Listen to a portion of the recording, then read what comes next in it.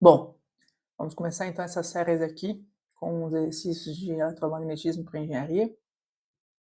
Esse scan dessas questões são de um livro, uma versão antiga, pode ser que a numeração mude, mas sempre vou colocar o iniciado para vocês terem a referência de qual questão a gente está trabalhando. Começando com a questão 3.1 do capítulo de eletrostática, a gente tem um fio semi-infinito, uma densidade linear de carga QL, e ele pede para calcular o campo elétrico E em vetor, né? Então tem esse negrito, criado por esse fio no ponto P, conforme a figura 3.34. Então a gente tem uma distância aqui na horizontal, que é de R, mas o fio ele pode ir até da origem, né? Então aqui eu vou dizer que é a origem do sistema, e ele pode ir de 0 até infinito. E eu vou dizer que esse sistema ele tem a coordenada y na vertical e x na horizontal. O que acontece? Todo esse fio tem a carga Q distribuída sobre ele, né? Porque ele tem uma densidade linear de carga QL. Basicamente quer dizer então que eu tenho toda a densidade do fio, toda a densidade de carga está distribuída ao longo do fio, né? Quer dizer então que carga sobre comprimento total do fio, no caso vai ser infinito, tem que dar a minha densidade QL de carga. Se eu tiver um pedaço de carga sobre um pedaço do fio, eu também vou ter a mesma densidade de carga QL, que quer dizer então que pedaço de carga vai ser a minha densidade linear QL vezes um pedaço dl de fio, certo? Eu vou chegar aqui então no fio e vou em algum ponto qualquer amostrar um pedaço do fio. É esperado que, se eu tenho toda a carga ao longo do fio, nesse pedaço do fio eu vou ter um pedaço de carga. Desse pedaço de carga até, numa linha reta, né, até o ponto P, eu vou ter uma distância rzinha, que ela não é constante, igual a r, mas tem relação. E aqui eu vou ter um ângulo φ, um pouco melhor, certo? A carga é positiva, o campo que ela gera é no sentido para fora da carga, né? Então, radialmente para fora. Então, aqui eu vou ter um pedaço de campo DE, que pode ser decomposto em dois eixos. Ele tem uma parte DEX e tem uma parte DEY. Por reflexão de ângulo, esse mesmo φ que está aqui, ele aparece aqui. Tem como provar isso fazendo decomposição de 90 graus e chegando até o outro lado. Então quer dizer que eu tenho o dx, ele vale o módulo do dE vezes o cosseno desse ângulo φ. E o dy vale o módulo do dE vezes o seno do ângulo φ. O módulo dE é o módulo do campo elétrico. E aí a gente vai usar a lei de Coulomb, que se eu tiver uma carga Q, nesse caso, eu vou ter uma carga dQ sobre 4π ε0, porque eu estou considerando que tem um A entre eles. R, a distância radial ao quadrado, que é essa daqui, que pode variar ao longo do ponto que eu pegar ao longo do fio. Isso vai me dar o dE. Ou seja, se eu jogar em dx e dy, eu tenho que o dx vale o meu elemento de carga dQ, 4π ε0 r quadrado vezes cosseno de φ. E o meu dy vale o mesmo dQ, 4π ε0 r quadrado vezes seno de φ. dQ vai se envolver com dl, né? Porque dl é um pedaço do fio, né? Aqui eu tenho dl do fio. Com o meu eixo de coordenadas, nada me impede de dizer que o dl é uma variação do eixo y, né? Eu tenho um comprimento distribuído ao longo do eixo y. Qualquer variação dl nesse eixo vai ser uma variação de y também. Eu vou de um y0 até um y1, eu tenho um dy, que também é um dl, para esse fio disposto ao longo do eixo y. Então, eu vou substituir as equações aqui. Eu tenho que o dx, ele vale o meu QL, que é a minha densidade, vezes um dy, que é o meu dl, cosseno de φ sobre 4π ε0 raio ao quadrado. E o dy é a mesma densidade que L, a mesma variação dy, que é o dl, seno do φ, 4π ε0 r ao quadrado. Qual que é o problema aqui? Bom, é certo que o meu ex vai ser uma integral do meu infinitesimal de dx. E o meu ey vai ser uma integral do meu infinitesimal de ey. Só que eu preciso que todos os limites de integrações eles sejam, eu posso integrar em uma mesma variável. Se eu olhar o problema aqui, eu tenho y como variável, φ como variável, r como variável, porque o r não é constante, né? Ele tem relação com esse r constante, mas esse cara aqui, se eu pegar um dq mais em cima, eu vou ter uma distância radial maior. Então, preciso passar todos para uma variável só, que eu consiga bem descrever os limites de integração. Ora, se eu integrar ao longo de φ, em 0 eu vou estar aqui, que ele está em relação ao eixo y, né? Então, posso integrar de 0 graus, eu vou estar tocando a origem, e para chegar no infinito lá em cima, a gente vê que ele vai começar a fazer isso daqui, né? Ele vai tentar abrir até cobrir o fio lá no infinito. O ângulo máximo que eu vou poder ter, né, seria 90 graus. Se ele pudesse chegar até 90 graus, a ponta dele ia varrer todo o infinito, ter um pedaço infinito desse fio semi-infinito. Então, se eu puder integrar em φ, eu sei que eu vou de 0 até 90 graus. Então, eu preciso, de alguma forma, converter dy para φ, em função de dφ, provavelmente, e o r em função de φ.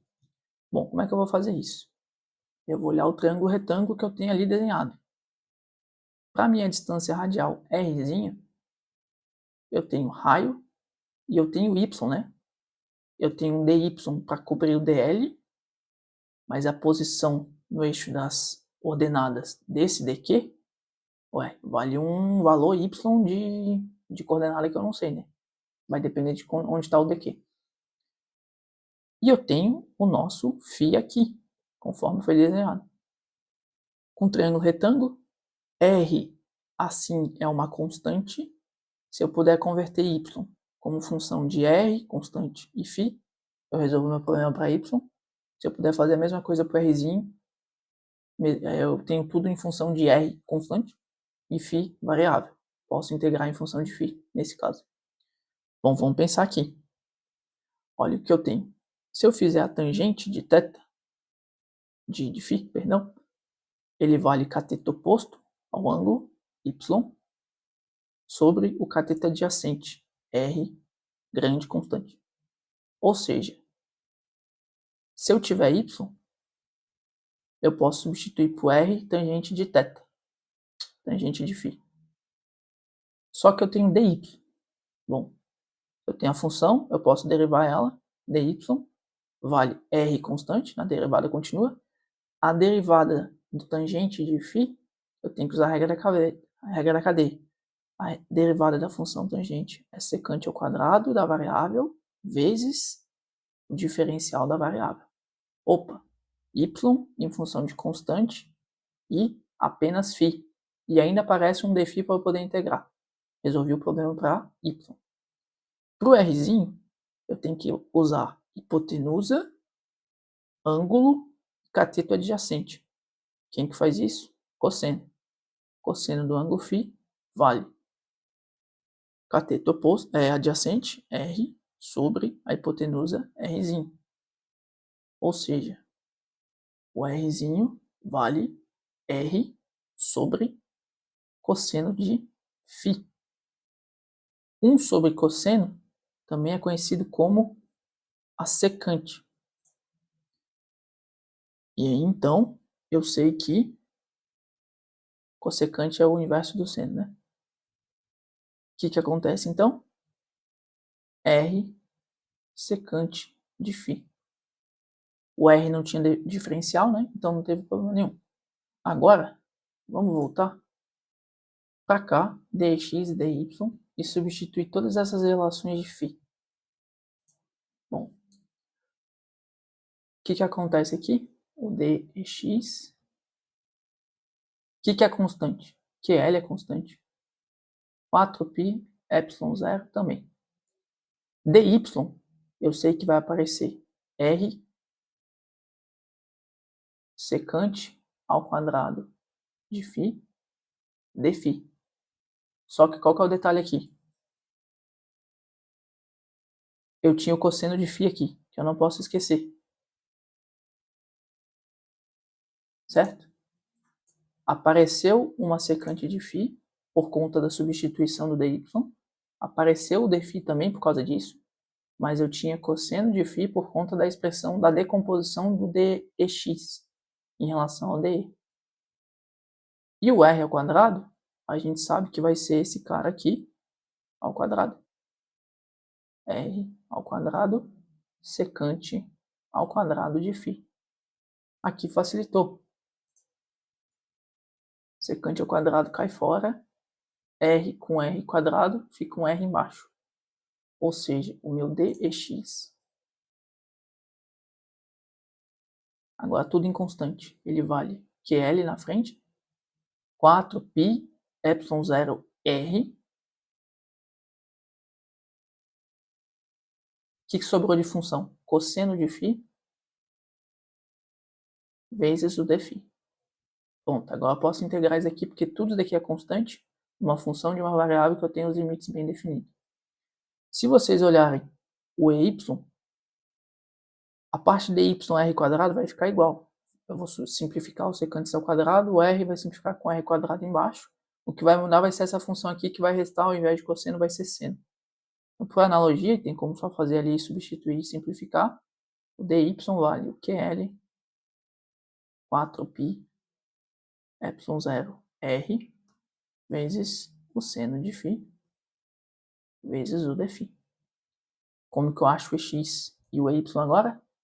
Bom, eu sei os limites de integração. Se for em φ, é de 0 até π sobre 2, 90 graus. Então, o ex vai valer a integral do dx, que nesse caso vai valer constante na frente, porque não precisa participar da integral, 4π ε0 r, vezes a integral de 0 a π sobre 2, cosseno de φ dφ. Isso vai dar QL 4π ε0 r, cosseno integral do cosseno vale seno, certo? Integral do cosseno vale seno aplicado em π sobre 2 menos o seno aplicado em 0. Lembrando que a constante multiplica tudo. Só que seno de 0 é 0.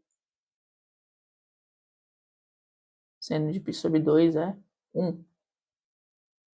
Ou seja, 1 menos 0, 1 vezes a constante, vai ficar só a constante, que é L, densidade linear de carga, 4π ε0 R. Vamos ver se faz sentido. Toda a carga do fio é positiva, ou seja, ela vai estar sempre jogando para fora o campo elétrico. Lá no ponto P, que está à direita do fio, é esperado que todas essas contribuições da carga vai gerar uma parcela X positiva, que é o que o sinal deu. Não tem nenhuma inversão de sinal, a densidade é positiva, o raio também, tudo isso daqui vai ser positivo. Para o EY, vai ser a mesma coisa, integral do dy, que é L constante, 4π ε0 raio, a integral de 0 a π sobre 2 de seno de φ. Dφ. Integral do seno é menos cosseno. Menos cosseno de π sobre 2, menos o menos cosseno de zero, mais.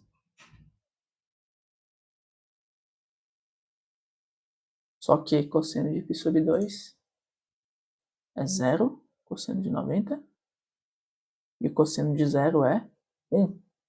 Curiosamente, vai dar o mesmo valor, que é L 4π ε0 raio. Perfeito?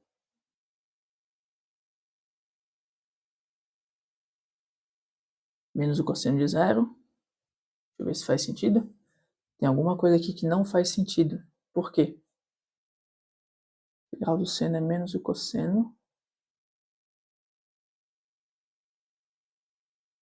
Por que não faz sentido? Porque se eu olhar aqui, a minha decomposição em y ficou negativa. É esperado que todo mundo que está aqui para cima vai continuar empurrando o dy para baixo. Vai fazer com que a resultante total do campo y seja negativa. Posso sempre fazer a inspeção, né, do sinal. Lógico, nesse exemplo aqui, é simples de descobrir toda a contribuição, né? Só olhar aqui e fazer. Em geometrias mais complexas, ou com distribuição de carga que não é com linear, a gente pode ter um problema maior em descobrir qual é o resultado, o sinal resultante, né? Aqui provavelmente tem um problema na integral. 0 a π sobre 2, seno deu 1, cosseno deu 0. Integral do seno é menos cosseno. O que é que ele não está dando aqui, gente? Vou fazer a integral na mão, quer dizer, na calculadora que eu tenho aqui, para ver se isso daqui fez sentido. A integral de 0 até π sobre 2 de seno de x dx dá 1 positivo. Então, eu sei o que está acontecendo. Aqui é um problema grave em que eu fui juvenil. Quando eu fiz essa decomposição, para o seguinte: a minha referência de orientação para o y é para cima. O meu dy está para baixo. Então não tem como o dy frente ao referencial, que eu desenhei em azul, né, logo no começo, ele não pode valer dE seno de θ. Por quê? Porque ele está orientado em menos j, né, o vetor canônico na direção y. Então, em módulo, na verdade, ele vale menos o dE seno de θ, seno de φ. Então, ele tem um negativo não por causa da decomposição, mas por conta da orientação que eu disse para onde que é positivo em y. Então, sempre tem um negativo no dy, porque do jeito que eu desenhei, normalmente a gente sempre vai desenhar assim, né? 90 graus para cima e para a direita. O dy está contrário à direção de referência. Então, ele tem que ter um negativo. Mas em decomposição do triângulo retângulo, ele vai ser seno de φ. Não tem nenhum erro nessa parte. Então, na verdade, tem um negativo na frente de todo mundo aqui para o dy, é o que vai fazer com que ele fique negativo no final. Tem um negativo por conta da minha orientação, né, em relação ao eixo y.